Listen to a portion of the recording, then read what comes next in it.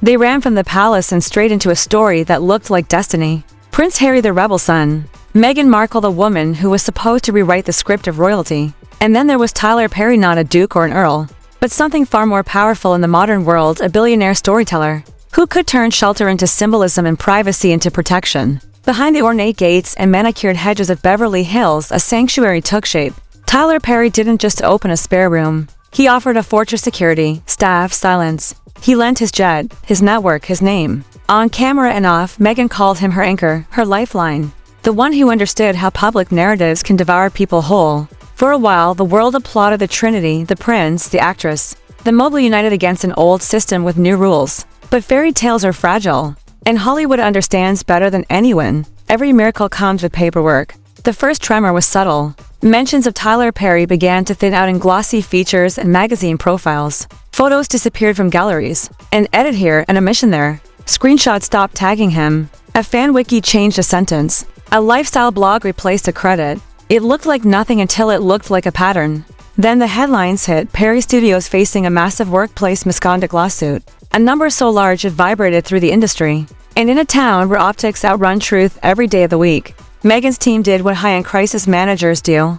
Shore up the brand, limit the associations, control the past. It wasn't personal, they'd say, just strategy. But strategy cuts. And somewhere inside a file cabinet trail or digital sat a residency agreement, with a clause most people would skim, but Tyler Perry never forgets. If one party publicly disavows the other, the non-breaching party may disclose context to protect reputation. Context, that was the key. Not revenge. Not sabotage. Context, because Tyler Perry is a filmmaker. And filmmakers archive messages, voicemails, schedules, drafts, the emotional fingerprints of a crisis. And when you're sheltering two of the most scrutinized figures on earth at the very moment they are constructing a new public identity, context isn't gossip, it's a record. The first leak was almost nothing, 58 seconds. Just enough oxygen to feed a rumor into a wildfire. A woman's voice, calm, collected.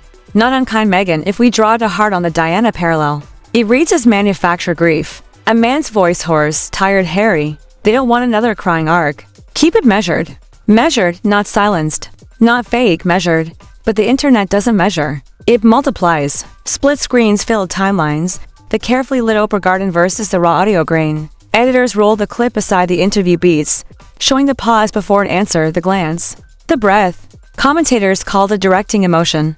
Defenders called it media literacy. Detractors called it a con. And in the middle of it all, Tyler Perry said nothing. Silence moves differently when it belongs to the man with the receipts. It's not absence, it's pressure. Inside Meghan's PR war room, the scramble began. Mood boards for soft normalcy, baking shots, meditation teasers, barefoot garden moments, sunlit candids with Archie, crisis call stacked back to back, influencer briefs, neutral palettes, gentle captions, healing as a theme. A brand partner delayed a launch. Another asked for clarifying context. A third went quiet.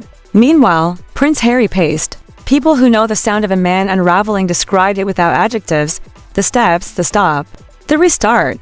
He was angry, then guilty, then angry at the guilt.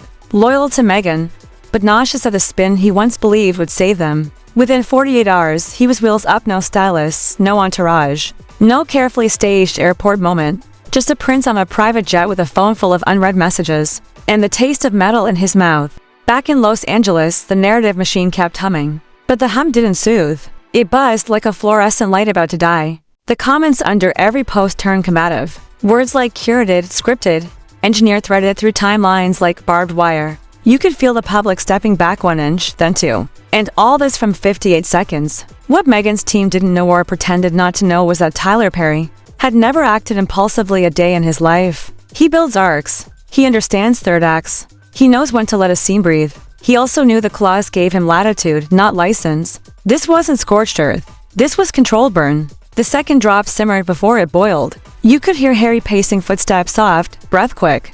If it's too polished, we look contrived. If it's too raw, we look manipulative. Meghan answered like a producer managing a precious pilot. We hold the harder beats. For the last third, garden first, quiet, reassure before we reveal. Some called it savvy. Some called it surgery. But to ordinary people at kitchen tables across the world, it felt like being told the tears they trusted were timed.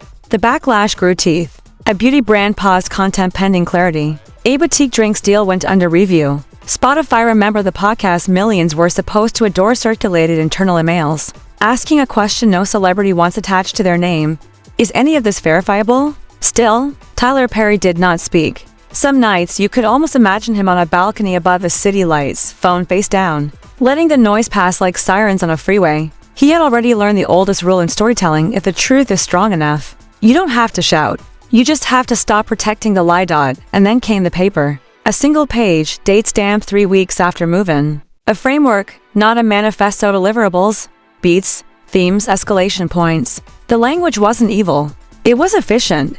Words like positioning, momentum, control the frame. At the bottom, to signatures in ink that didn't care what the internet wanted to believe. It wasn't the crown that turned the fairy tale into a storyboard. It was ambition. It was fear. It was the illusion that you could manage grief like a product launch and come out beloved on the other side. When the documents surfaced, the culture flinched. Fans felt foolish. Critics felt vindicated. The undecided finally decided. And for the first time, Meghan's greatest gift, narrative control, refused to obey. The phone on Harry's nightstand lit up in London. A message from an old friend: "You okay?"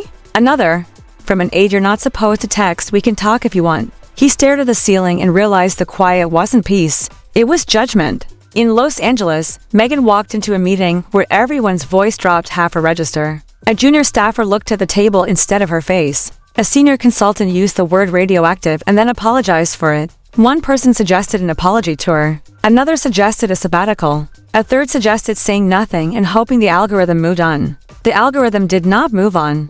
And somewhere beyond the hedges of that immaculate estate, Tyler Perry closed a folder, not triumphantly, not cruelly, just firmly. The way you close a door you once opened for people you wanted to believe in. Silence is a currency. Spend it well, and it buys you time. Spend it poorly, and it buys you a crowd. Tyler Perry spent his imperfect increments: no interviews, no monologues, just enough truth to let the public teach itself what it didn't want to learn. By week 3, the mood had shifted from scandal to study. Journalists charted timelines. When the residence began. When the outreach to streaming platforms started. When the freedom narrative hit its stride. Entertainment lawyers quietly admired the clean elegance of that clause: narrow, defensible, lethal. Peer veterans swapped war stories in private threads. They tried to edit the guy who owns the camera. The irony wasn't subtle. It was Greek. What made the third release devastating wasn't volume, it was verification. The document's provenance checked out. Timestamps matched calendars. Meeting notes aligned with public beats. Even the skeptic class, the podcasters, who lived to poke holes, couldn't find the seam to rip. It was airtight. And suddenly the words people had used to defend Meghan and Harry for years: control, boundaries, self-protection, started to sound like something else. Curation, staging, manufacture. Deals didn't implode with fireworks. They dimmed. A fragrance partnership shifted quarter. A docuseries treatment returned to development. Border. A docuseries treatment returned to development. A keynote slot became TBD. The inbox didn't explode, it went quiet. Prince Harry moved through London like a man wearing an invisible cast. You could function. You could walk. But every step reminded you something had broken and set wrong. He went to a small meeting, then another, avoiding rooms with too many cameras. A loyal aide, one of the few who never sold a story, sat with him in a small office, where the paint didn't match the molding. They spoke plainly. There are calls you can still make. There are bridges scorched but not collapsed. There are questions only you can answer if you ever want to stop being a headline and start being a son again. Across the ocean, Meghan tried to recalibrate. A lifestyle brand that should have sold out in 20 minutes. Drifted through launch week with numbers that looked like a rounding error from her prime. Media contacts she could once command were suddenly on assignment. Even the sympathetic outlets wanted distance. The new pitch was humility. The public smelled strategy. In crisis, people show you their core. Meghan doubled down on control, tightening the message, trimming the circle, vetting every syllable. Harry did the opposite, he loosened. He called someone he hadn't called in years. He said a sentence no strategist writes: "I might have been wrong." And Tyler Perry, he kept working.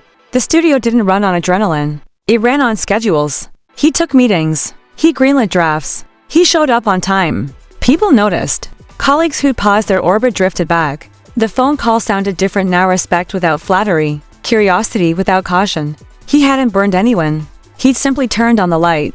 The Paley event arrived like a scene that had already been storyboarded by fate. Cameras everywhere. Smiles lacquered to perfection. Meghan Markle approached Tyler Perry with a choreography learned on red carpets, and in royal receiving lines: a soft laugh, a gracious lean. the optics of warmth sculpted to the millimeter. The hug was brief. The photo was inevitable. The caption would have written itself, "No bad blood if not for the eyes." His were cool?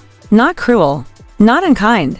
Just not available. It looked like closure. It was a line break. Because closure implies a conversation. What happened here was a boundary, a quiet, steel-lined acknowledgement. I won't be written out again. The story could have ended with that photograph. But public narratives don't disappear. They sediment. Commentators began using the Sussex saga as a case study in media schools and brand seminars. Slides appeared with phrases like the cost of over-curation and when authenticity becomes a tactic. Students asked hard questions their professors couldn't soften. Does pain become manipulation? When it's scheduled, can truth be marketed without becoming product? Where is the ethical line between protecting your story and programming it? Meanwhile, an email migrated across a streaming executive screen for sentences long. Bureaucratic and bloodless, internal review concluded. Proceed to sunset existing options. Decline exploratory pitches at this time. It didn't name Harry or Meghan. It didn't need to. Everyone in the thread understood the gravity of a door that would not open again soon. The reckoning for Harry wasn't televised. It was a series of uncinematic choices, a call returned, an apology not performed on camera. A visit arranged for a weekday afternoon when paparazzi sleep. He didn't ask to be forgiven by the public. He asked to be seen by his family as someone capable of stopping a bad story. Even if he had helped write it. The Crown can't solve that. PR can't spin it. That's work a man does in private with people who remember him before the algorithms did. For Meghan, the lesson landed differently. She has always been a builder of arcs, of looks, of moments. Builders don't accept ruins. They reuse materials. The question is whether the next structure wants windows or mirrors. Whether she will ever again allow a camera to catch her when she hasn't approved the angle. Whether she will risk a truth that isn't flattering because it is finally unrepeatable. And Tyler Perry. He returned to the one thing that had always saved him, work that outlasts storms. No victory laps. No told you so. Just production slates. Table reads, a set where people called rolling. Because the scene, not the scandal, was ready. In the final accounting, it wasn't the palace that ended the fairy tale. Not protocol. Not pomp. Not even the tabloids. It was the arithmetic of evidence, the math of receipts. Receipts don't trend. They endure. They wait in folders and timelines until someone mistakes the past for a prop and tries to cut a character who still has lines to deliver. They don't shout. They timestamp. And when they arrive, they don't beg you to believe, they make belief irrelevant. If you listen closely, the last sound in this story isn't the roar of a crowd or the snap of a camera. It's a pen closing, a class blocking, a file returning to the shelf. The obvious metaphor is that Tyler Perry now holds that pen. Maybe he does. But the deeper truth is colder and more faithful. The pen was always held by the record. The pen was always held by the record.